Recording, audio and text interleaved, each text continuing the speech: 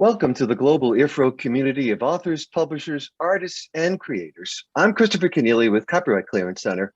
Our program today is Moving RROs Beyond Text. Previous programs under the banner of IFRRO's International Conference 2021 have examined the future prospects for copyright and the future prospects for our planet. The recordings are all available on YouTube. Moving RROs Beyond Text is the third and final event in this series. We welcome you today for it, and we really urge you to participate. It's an interactive session, so use the Q&A section at the lower part of the screen to let us know what's on your mind. Ask a question. If it's for a particular panelist, please make sure to indicate that as well. Human beings have innumerable talents, and one of the foremost is tool making. 2 million years ago, our ancestors shaped stones to fit their hands.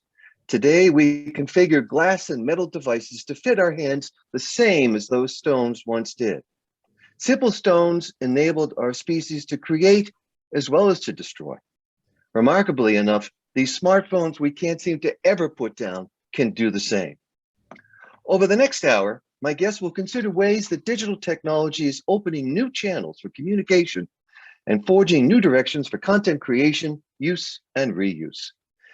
Whether listening to audio podcasts or watching TikTok videos, we have moved far beyond traditional information forms of print and text for our entertainment, for our news, for our knowledge. Of course, this latest media disruption raises important issues and concerns related to remote working and distance learning.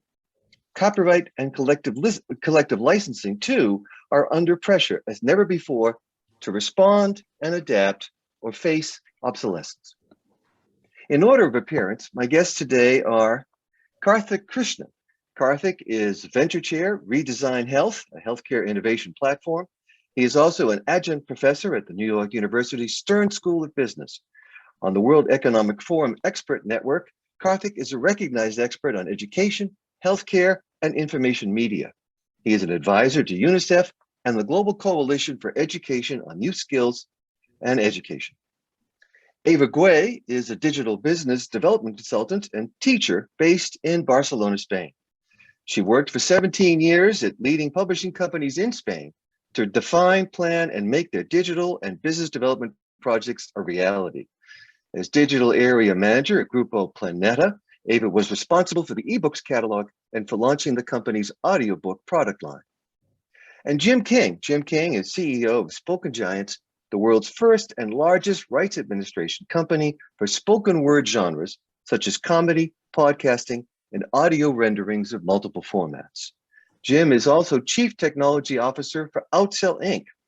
Previously, he was Senior Vice President of Business Operations and Information Technology for Broadcast Music Incorporated, BMI. We want to open the program today with Karthik Krishnan. Karthik, welcome to our session today.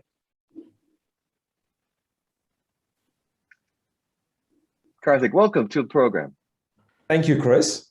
And we would invite you to give your presentation, and we look forward to it. Can I have the next slide, please, Vera?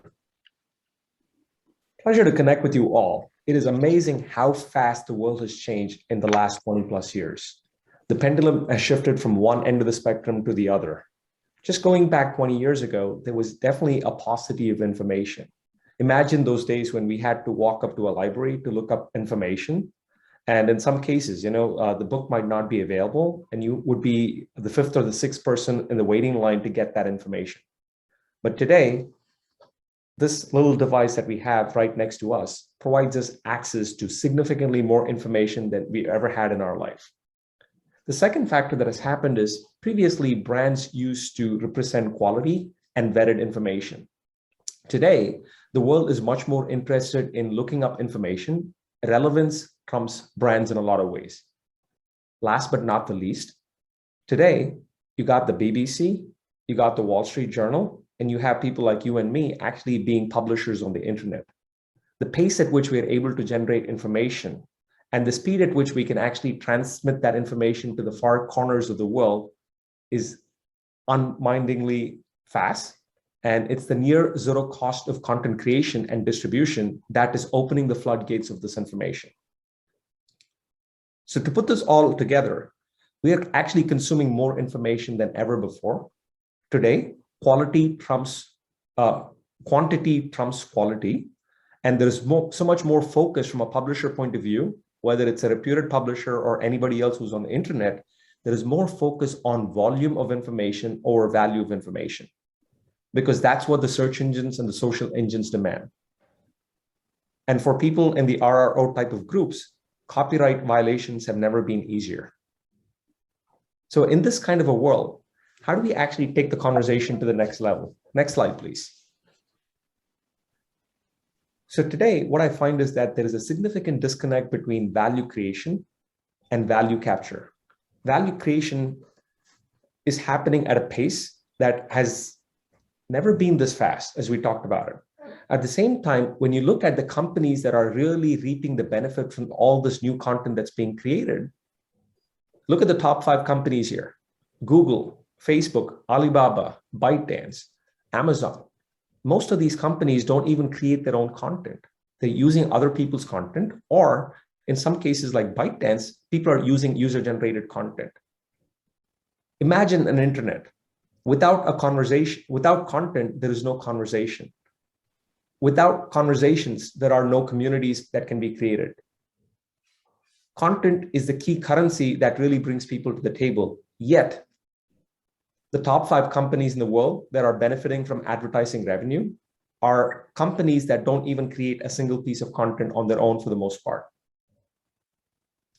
So this is the world that we live in, where content creators are not the ones really making money. It's people who are able to aggregate and curate that content are in a much better position to extract value from all the hard work that's being done.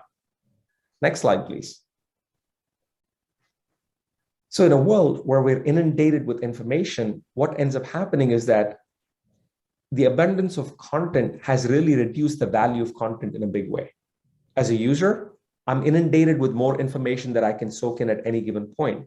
At some point, I'm expecting technology to do that work for me. Imagine our own behavior. When most of us do a search on the internet, how often do we actually go to the second page or the third page on the internet? It doesn't even exist, right? Most of us click on the top 1 or 2 links that are out there and expect technology to provide us an answer. In fact, there's a Knightbridge study that said finding truth on the internet is a long, boring 20-minute process. That's the kind of world that we live in. We call that intellectual laziness. The second piece is that the technology that we're relying on, like the search and social engines, focus much more on relevance, not as much on what's right. There's a significant difference between relevant information and right information. Unfortunately, the technologies that we depend on don't have that skill set to distinguish between relevance and right today. So when you're inundated with so much of information, you don't have time to process as much information. We all get into what's called web snacking mode. So in that web snacking mode, what's most important is, am I getting an answer, which may or may not be true, or people are okay with what's called good enough today? That's the world we live in. The second piece is that, can I actually access that information, whether it's using my voice channel with Alexa, or like using a small device like this? So as long as I can consume information, all I'm looking for is micro content in most cases. If I need more, let me go back and dig deep in. The problem with micro content is that, when you're talking about global warming, people don't understand that there's a bigger context called global cooling as well. They don't look at the 5 factors that really affect global climate change and things like that.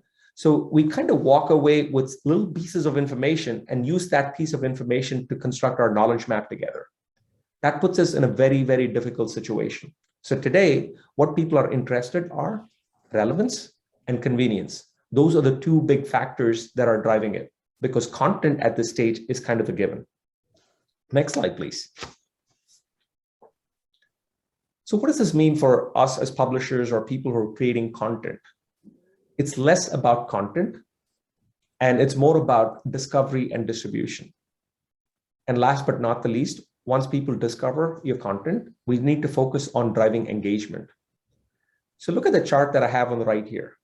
So previously, brands were indicative of relevant information and quality information. When search came, brands got disintermediated. When you do a search on the internet, how often do we really look at the URL that we're clicking on and say, I recognize this brand? probably 60 to 70% of the time, we're actually clicking on links of brands that we haven't even known before. But as long as they're able to provide us relevant information, we are okay with consuming that information without understanding the source of information. Next came the whole concept of human links, which is where Facebook and other things come along. If Chris had actually posted an article on the internet and I'm on his feed, I'm likely to click on it and use that information because I know Chris probably vets his information. So I personally feel that my own network is actually going to provide me information that's much more relevant. The next level is what I call algorithmic authority. A number of us might use devices like Spotify. So searching is time consuming, right? But with Spotify, based on the type of music that I'm listening to, the system or the technology is now able to identify different types of music that kind of appeal to Karthik's music skills. So in this case, we don't even have to search. The machine is doing all the work and it's actually feeding us information. And what's the goal of the machine? Is to keep Karthik engaged and listening to information or like music all the time. So that's the kind of world that we live in today. So as you can see, it's much more about a focus on technology. How do we ensure that the content that we're creating is discoverable? Or how can you use different sources to push content, which is distribution? And last but not the least, when you actually have people out there engaging with your content, how do you ensure there's enough level of interactivity and interest that people hold on to it? So today, the world has actually turned on a dime. Next one, please. So we kind of talked about the concept of value creation and value capture. So for most organizations today, value creation is something that we can all do really well. But the area that we struggle is value capture. Creating content is easy. Monetizing that content or enforcing copyrights to ensure that people can extract enough value is becoming a continuous challenge. And today, most people can go to the end of the internet to get any information for free. My favorite phrase is, knowledge is free, education is expensive. Next one, please. So here's where the concept of digital rights management comes in. And I don't want you to think about digital rights management as a technology. It's also much more about a way for us to extract value. So even though all this content has been created and technology has improved, one area we've really fallen behind is in terms of like digital rights management, which is key to value capture. The only organization that seems to be doing this really well is Apple with its Fair Play DRM technology. It's able to ensure that music creators are able to extract that value from that music that's being created. Even though we're able to buy music at 99 cents, today it's very difficult for most people, right? Or say 99% of the world to actually copy music from one Apple device to another one or misuse it. Next slide, please. There are other factors that are also going to help us capture better value in the future. For those of us in the US, there is Section 230, which is part of the Digital Millennium Copyright Act. And that allows publishers of, platforms like the Facebooks and the Googles of the world to actually focus on restricting copyrighted information. If you look at most of these platforms, they're actually making a lot of money off of copyrighted information. It's not a bad thing because they're providing a valuable service. At the same time, how do we ensure that people who are creating this content in the first place, whether it's text content, video content, and podcast, all these things, are also able to make a reasonable standard of living or like profit on their content so that they can continue to invest in creating new content? Imagine a world where we actually lose the incentive to create high quality content and the pendulum shifts to more of volume of information than value of information. That would be a dark world for us to live in. The second piece is that, if you look at the EU, there are Article 11 and 13. Now they're being considered as Article 15 and 17. Article 13 talks about what's called the meme ban, which is basically being able to take copyrighted information and create derivative content, at which points it becomes kosher for anybody to use that information. So that's being looked into. The second piece is that, it's called the link tax. Anytime most of these search and social engines are using copyrighted information, how do we ensure that there is some value that's being passed on to the original publisher? We also have to be careful as we put all these regulations in place. what has really allowed the internet to grow is also having some freedom of speech and things like that. But at the same time, the pendulum is actually shifted to the other end. The answer is somewhere in the middle, where people can still use according to fair use and respecting copyrights, information being created.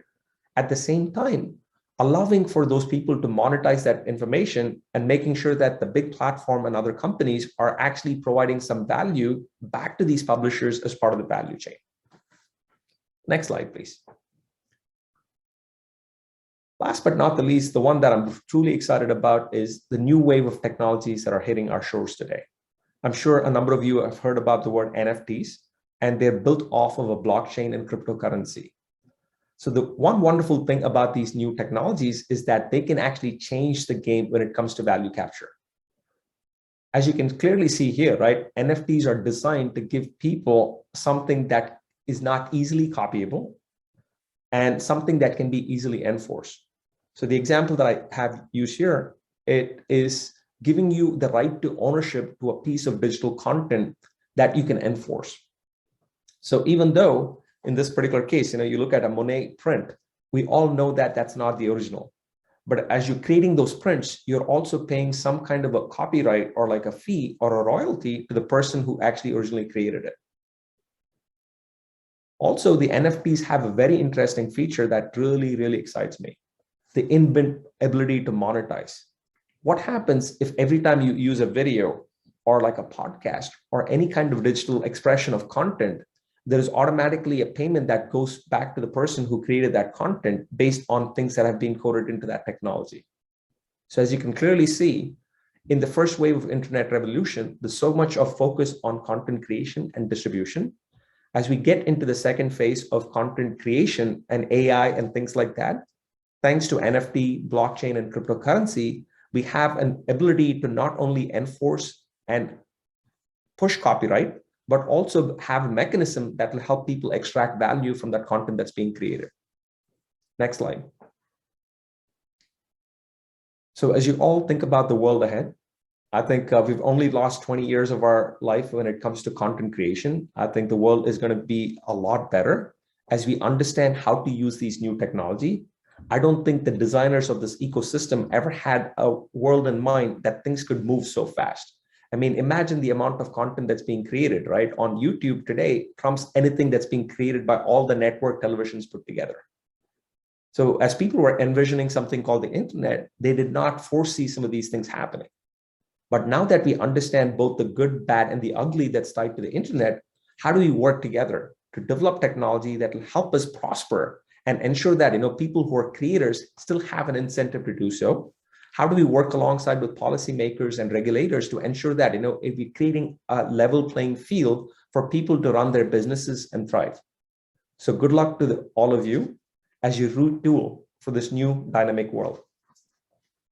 Well, thank you very much, Karthik Krishnan, for that very thoughtful, reflective presentation around the question of where do we head next beyond text, and how do we monetize it? How do we capture the value, and how do we also maintain our ownership over it? These are all important questions that we'll explore further and come back, I'm sure, with some questions from the audience about NFTs, non-fungible tokens. If indeed you do have a question for our panel, please use the Q&A section on the lower part of your screen there. Let us know who it's for, and we look forward to having a really lively discussion at the end of the program. Now I want to bring on Eva Güell. Eva, welcome to you.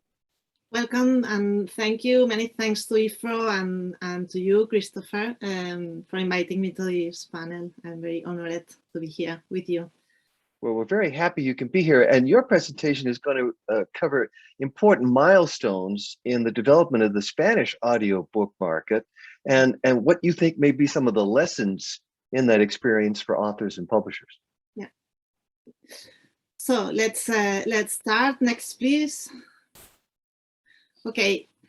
So Gabriel Zaid writes in so many books that the true art of publishing consists in putting a text in the middle of a conversation, in knowing how to add fuel to this fire. The world and we evolve at a frenetic pace. The places where these conversations take place and the media through which we learn that they exist and they may be of interest to us change. But the art of publishing remains the same, adding fuel to a fire as perpetual as our curiosity. Next, please. In this evolution, along the way, we have passed from the age of Gutenberg to the age of Zuckerberg, as Carlo Feltrinelli said at Forum Edita in Barcelona on 2019. And I literally quote, "Now we must be clear that to protect this industry of the future, it is absolutely necessary to make it capable of establishing a healthy dialogue and stable relationship with the subjects that populate the new ecosystem. And that everything depends not on fate, but on the intelligence, foresight, and imagination that I put into the publishing industry." Next slide, please. So first of all, I think that the most important thing is to resist the onslaught of the so-called platform capitalism that tries to equate literary works with content. When we talk about content, we slip into marketing territory, and that's not what publishers talk about when they talk about books. First, it was the text. Now, with the audio and the great development of the podcast industry comes a new litmus test, a great challenge, a threat that we must face. Next slide, please. Today, I'm going to tell you just a little about the market in Spain. How is the audiobook market here? The first thing to keep in mind is that it is a relatively young market, very young if we compare it with the Anglo-Saxon one. And maybe the cultural implication of the lifestyle of the countries bathed by the Mediterranean Sea are to blame, even if it is only a part of it. Next slide, please. What is the Spanish audiobook market like? Well, strange as it may seem, the answer is it depends. The data provided by the annual industry survey on read and buy books says that only 3.1% consume audiobooks. And this is different from an audio consumer survey that estimates about a 27% of audiobook consumption in Spain. We must consider that not all consumers are aware of the real difference between narrative podcasts, audiobooks, and audio series. Next, please. In Spain, we moved from listening to radio soap operas, a very successful genre in the 40s and 60s, and even in the 90s, from the cassette tapes of Editorial Alfaguara that at the end of the 90s, a very special project that was as pioneering as it was commercially unsuccessful because it arrived when the market was not ready. And from there, after a journey in the desert, to the digital audiobook, which landed with Storytel in 2017 with almost insignificant catalog available. Audible.s definitely arrived in 2020. Next. Thus, it was a premium Penguin Random House in 2014 and Grupo Planeta in 2016 that were the pioneers in starting their strategic audio projects, beginning to produce their own catalogs while negotiating their agreements with the platforms. In parallel, the communication group Prisa launched its great digital audio project, Podium Podcast, which boosted the professionalization of a sector deeply rooted in Spain. And it's interesting to point out that the next please, that the University of Oxford it's interesting to point that the Digital News Report 2021 prepared by Reuters Institute and the University of Oxford placed Spain at the second largest consumer of podcasts among more than 20 countries in the latest data for January and February 2021. Next. And where are we now? The number of titles is estimated to reach 50,000 at the end of this year, and only about 30–40% will have been produced directly by publishers. The rest belong to platforms or exclusive digital audio publishers such as Saga Egmont, whose strategy focuses on buying rights from traditional publishers to produce their audio versions in exchange for exclusivity for a few years. Next. This means that medium and little publishers that do not belong to the publishing groups are being left out of this market, valued at 13 million euros, according to Bookwire forecast for the Spanish audiobook at a global level at the end of 2021.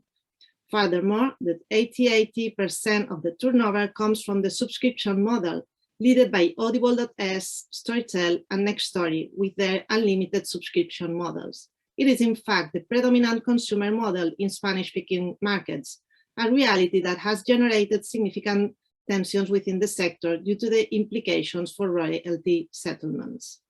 Next. Its main consequence was Penguin Random House decision to abandon the subscription model worldwide in 2020, a far-reaching earthquake. Today, any independent publisher who wants to buy the rights to a book originally published by Penguin Random House will not be able to acquire these audio rights, making it economically unviable for them to invest in their own production of the audiobook. Next. Result. In Spain, we have the large publishers with the investment capacity to produce their catalog directly and to negotiate with international platforms. They have a larger catalog volume, their participation in the business is more relevant, and the good results year after year make their authors' motivation greater. And on the other hand, we have medium and smaller publishers without large resources to invest in their own production or negotiation capacity. They are subject to the conditions offered by their distribution platforms and to accept the delegated production of their catalogs. They lose control over their catalog. Their participation in the business is much lower, and their motivation to grow in it is small. Next.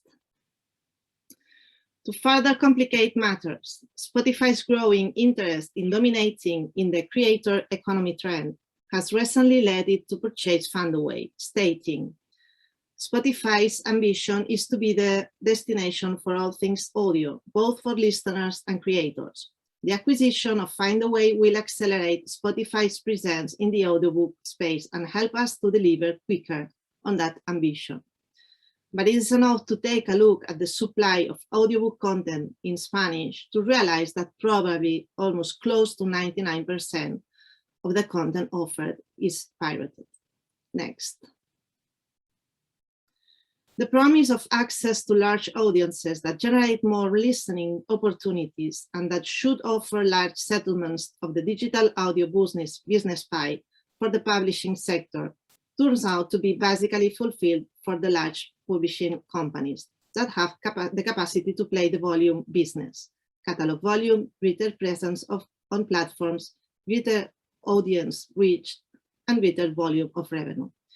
But the publishing reality and the wealth of diversity of publications is not only there. In Spain, 5 publishing companies concentrate 30% of the market share, and only 6 had a turnover of more than 100 million euros in 2020. And 95% of publishers released less than 100 titles per year. If platform capitalism cannot offer to book publishers a framework of security in which they know that copyrights will be respected, settlements will be adequate, and they will have a chance to recover their investment in producing quality audiobooks, we are leaving out of the audio business a very important part of the publishing industry and losing the opportunity to push our sector towards the digital revolution. That is why I believe that the challenge that industry organizations as IFRRO have is fundamental, and that at the base of the pyramid of this business is the respect for the intellectual property laws that regulates author rights. I think this is what Carlo Feltrinelli was referring to when he said that we have to be able to generate a healthy dialogue and a stable relationship with the subjects that populate the new ecosystem. Thanks. All right. Well, thank you very much indeed, Eva Güell, for your presentation and the illumination of what's been going on in the Spanish audiobook market. We have a challenge today in that one of our panelists, Jim King, hasn't been able to join us just yet. So I'm going to move ahead to the discussion portion of our program. Invite you, the listener, the watcher, the viewer, the content consumer, to ask a question of the panel and to throw in your own thoughts about these important questions, which is about moving beyond text. And I want to bring back Eva and Karthik, and it occurs to me that there's this third challenge in that sort of pairing that you created for us, Karthik, around value creation and value capture, there's also a third question I want to ask about, which is about value perception. You know, we have books. They're physical properties. They're a kind of testament to our knowledge. They're really important. There's a sense of value in the physical. I wonder, as the publishing industry, as authors, creators, all sorts of people move more into digital, away from that physical property, if that also challenges the consumer's perception of value. And Eva, I wonder what you think of that, because the audiobook market in the US is increasingly important to trade book publishers. It's holding them up, frankly.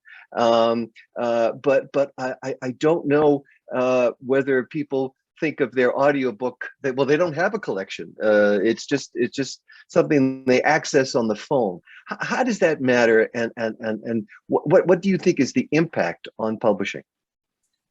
I think that the impact is very relevant, because digital is not about possessing this physical element, but in fact, when you, as an author, you create your works. That's not content intended as a marketing value. It's a work that has value depending on the physical format, but also when we translate this work to the digital. And I think that the key there is the respect of the author rights. So that's the challenge of our industry. I think it's what I try to explain and to focus a little bit in my presentation, to understand that it's very dangerous to compare and to equate digital formats of our books or printed works to content. That is what these digital platforms need. They need content to generate the huge volume of content of subscribers and audiences to generate the business. And we are not talking about content. We are talking about print books that being delivered in diverse digital formats. So I think that in this transphase of format is the key. And if we don't create and construct a framework of security regarding the respect of the author rights, we will not be able to develop healthy this industry on digital. And not for everyone. I think that big publishers and the big groups, they are able and they are generating a lot of income with this business, with this digital business, a lot, very huge also here in Spain. But they are also the big ones. So the other ones that are the most important, the most numerous part of the industry, they are just letting a part of this business. And I think that that's a problem at the end. Well, I want to pick up on your point about the players the individuals and the smaller players, the independent players, in just a second. But I want to ask Karthik Krishnan about this point of the perception of various digital forms and their value, Karthik, because in your publishing career, you've done work to move beyond text, to create videos, to do audio programming as an educational tool. And I wonder how those are received. I mean, perhaps we're all behind the times because the generation coming through school today, that's what they know, right? So they really do see value, but it must be hard if in this transition period to really convey to educational systems, to other purchasers of this content, the real value of moving beyond text to get into video and audio. On the question of perception of value, I think it has less to do with the medium in which we are operating, whether it's print, or digital, or you can actually think about this as like video, voice, and IoT. I think it has to do more with supply and demand. I think today, I personally feel that people are inundated with so much of information, and the value of content or knowledge has definitely gone down. The second factor that actually drives this is the brands kind of signified value, right? But again, what was a brand promise? How do I know what's coming up in the Wall Street Journal or like anything that I'm subscribing to that's for tomorrow or day after, right? We actually implicitly believe that value is going to be delivered. Today, what happens is because everybody is playing the volume game and actually figuring out how do I get in front of people's eyeballs and things like that, it's kind of becoming less about value articulation. How many people can today, like including publishers, can actually go out and say, here's the value that I'm actually providing to my audience? So going back to the perception part, one, it's the supply has far exceeded demand. And when you're inundated with information and there's a plethora of information, the value of any product that you're consuming goes down. That's one. The second is we're not doing a better job of actually articulating the value that's being delivered. So brands, again, if you look at a number of brands that have actually made that shift. I mean, if you think about the Wall Street Journal, they've actually looked at operating in all three mediums, print, digital, mobile, alerts on all these things. So the brands that have been able to really capture that value are those that have been able to articulate that value. And last but not least, it's much more about delivering on that relevance and convenience. Because in this case, the trust of the brand is kind of a given, right? Everybody has trust on the internet. Chris might have as much trust writing about an article compared to even a BBC and Wall Street Journal, because you have the opportunity to show up on the front page of Google. So the trust element is already given. So if you can deliver on that value articulation and the convenience factor, then your ability to capture value goes up in a significant way. And so I like the word trust. I think authors and authenticity have always been an important pairing for me. And Eva, I'll go back to you about this, the individual contributor, the independent contributor. Why do you feel that's so important?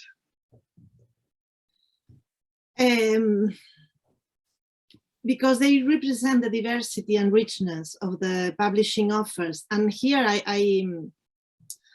I will remember some words of a big writer in Spain, Almudena Grandes, who passed away this few days ago.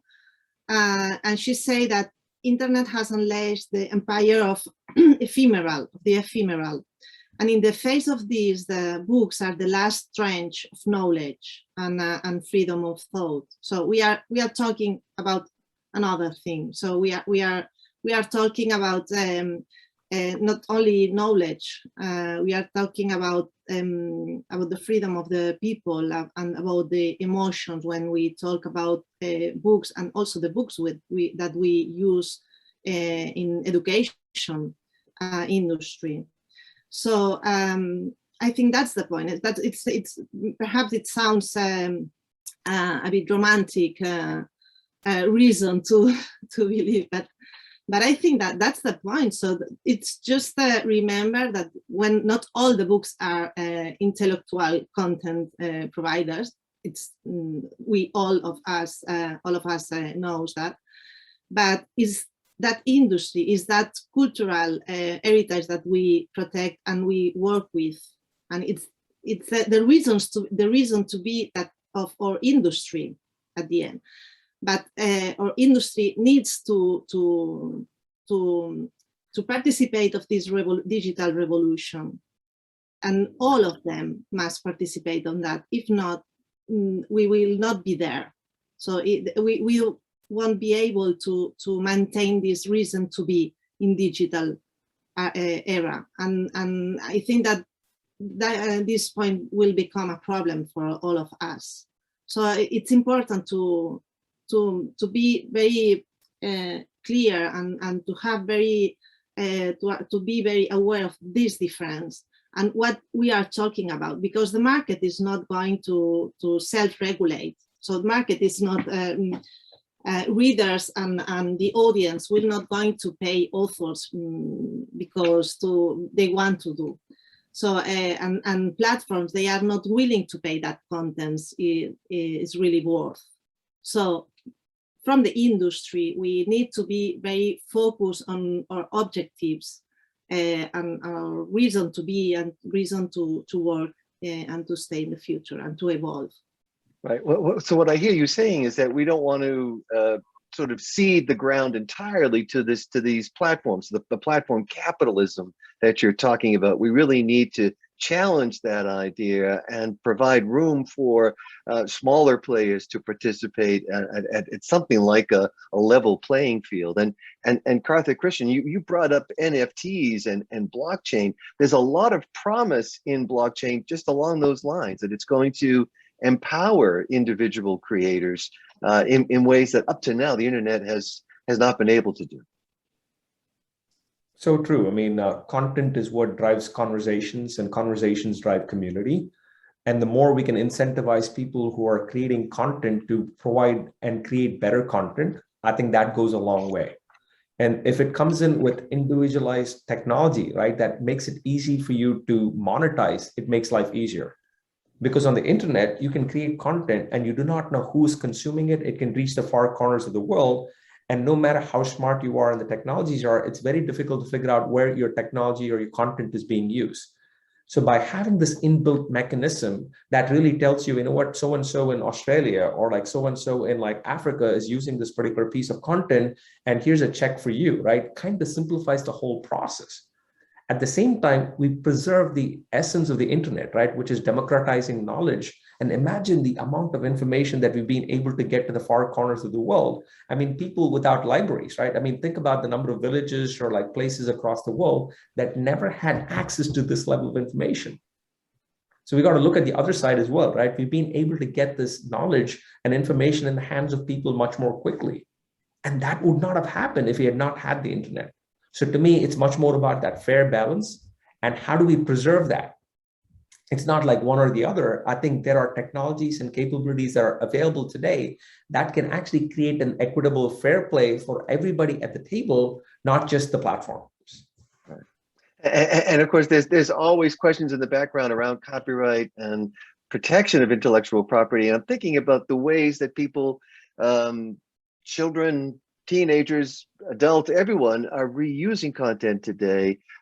It's a shame that we couldn't hear from Jim King. Jim was going to tell us about the growing importance of audio as part of the information mix, and the ways that today creators of all kinds are reusing audio, and that because, at least in the United States, because of certain loopholes in copyright and in the practice of the recording industry, it has been very difficult for creators of that audio content, comedians and others, to capture their value. And it's a shame, as I say, we couldn't hear from him, because what we're looking at there is something we also see on video side, which is with TikTok, the way that lots of people are reusing music and combining it with their own video and so forth. There are licensing schemes that do allow for that. But what I think we have to also remember is that content isn't simply published and consumed, it's also reused and remade. And that's a very exciting step as well. Karthik, do you agree? I think derivative content is what creates excitement. And that provides also an opportunity. Imagine the point, right, where you create content once and reuse it in multiple ways. For example, IFRRO could potentially take this particular webinar that we have, or the online event, and then convert this into a podcast, right? Because there are a lot of people who like to listen to things when they're running. So you already have this content that's being created, right? Now, how do you take that and repackage it? And when it comes to derivative content, maybe there's a white paper that's written, right, that actually feeds off of this content. So from a content creator or a publisher point of view, there are ways in which you can actually take one particular thing and extend that shelf life of that content for a really long period of time. The last one that I'm also interested in, you might come back and create like a flipped classroom type of a version, right, where somebody can listen to the first piece of the presentation and you can bring the speakers together, probably a month from now, to answer questions that people might have. So to me, that whole concept of derivative content, now that everybody has the tool to do certain things, either sitting at their home or at work, gives content wings or knowledge wings. So that's a very exciting phenomenon. Yes, it is indeed. And I wonder, Eva Güell in Barcelona, whether the work that you did in the audiobook market in Spain told you much about the ways that people do consume these audiobooks. It's unfortunate with the pandemic, but one of the benefits we've had with the pandemic is we don't need to commute anymore. But it was during the commute, during the ride from home to office, that so many people were listening to audiobooks. Do you have any idea of how things have changed as we've moved through the pandemic and into this remote space, remote workspace? Yes, there are some studies and reports that have been prepared during the pandemic and the 2020 that indicates that the consumption has increased sharply. All the digital consumption, also here in Spain, as in all the countries that have to be closed at the homes. And here, the kind of consumption, as I mentioned, is the most popular is the unlimited subscription model for digital consumption, but for audiobooks only. If you can see the results in ebook reading,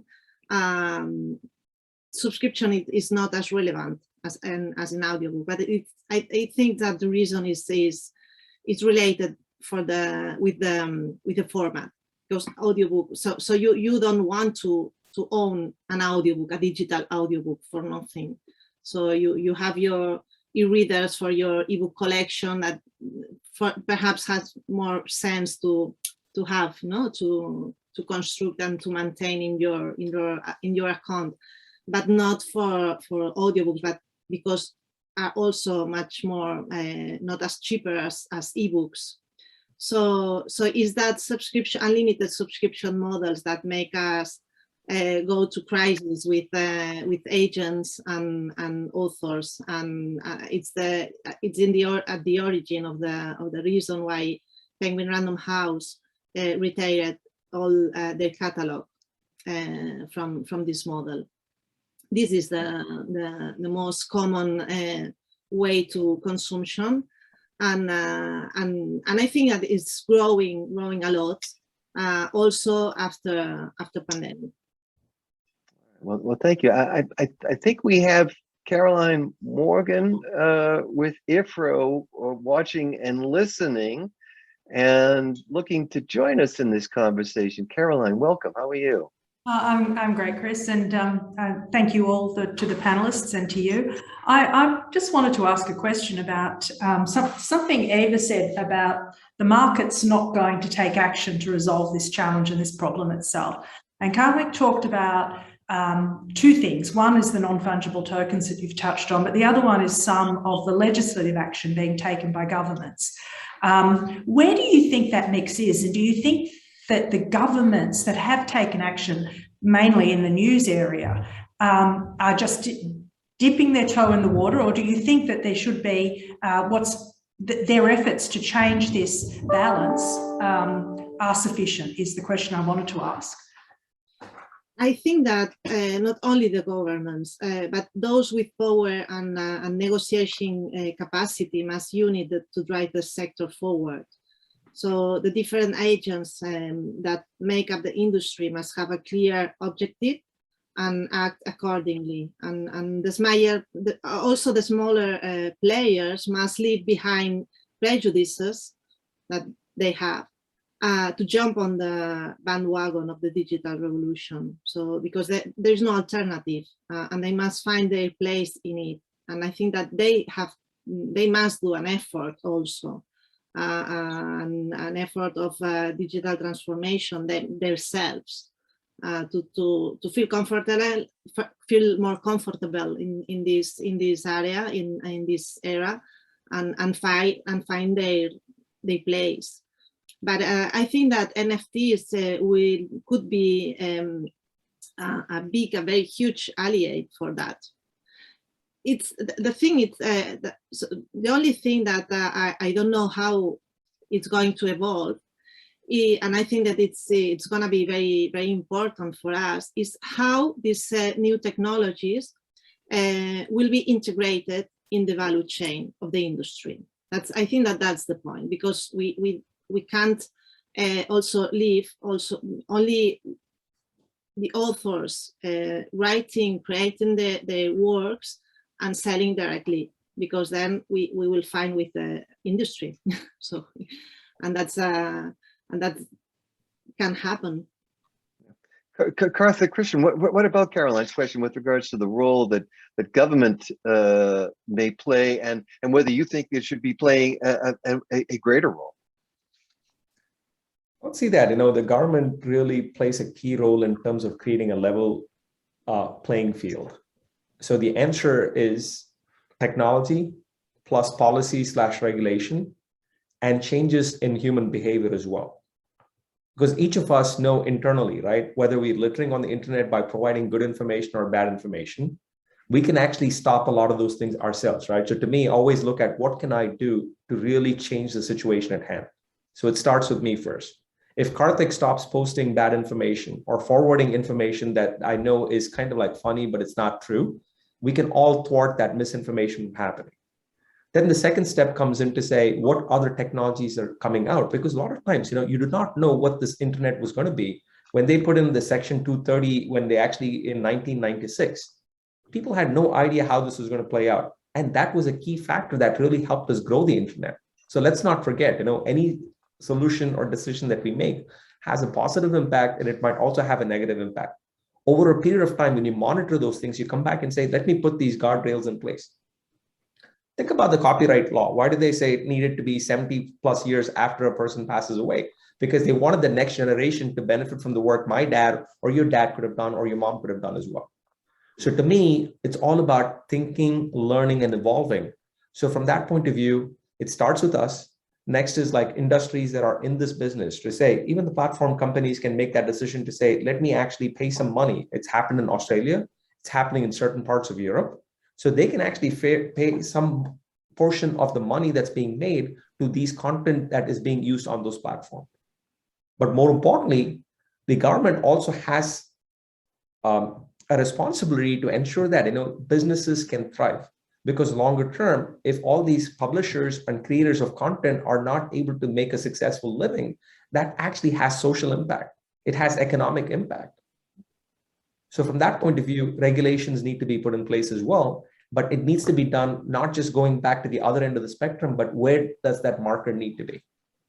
Well, what's interesting about all of this is in the United States, at least, there's just been some recent action by the Department of Justice to attempt to prevent the acquisition of Simon & Schuster by Random House. And the point that they made, and this is something I think Eva and Karthik will appreciate, and Caroline too, of course, is that this isn't just about the consumer's interest, but about the interest of authors. The Department of Justice really made it very clear that they were moving in this direction because of the concern they had that authors were being disadvantaged in this ongoing consolidation, and that's a new way of looking at things. And so I think you're right, Karthik. We are going to see an evolution in the role of government if other nations move forward to try to slow, halt, and reconsider all the ongoing consolidation in publishing, in media.